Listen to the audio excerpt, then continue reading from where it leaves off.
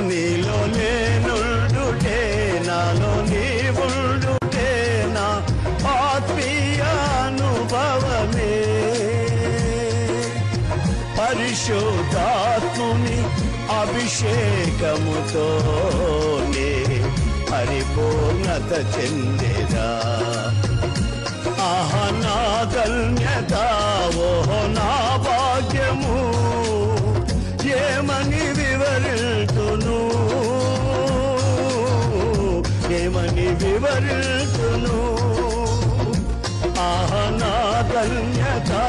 ఓహో నా భాగ్యము ఏమని వివరితును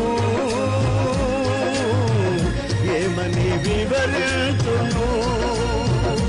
నేనెందుకని నీ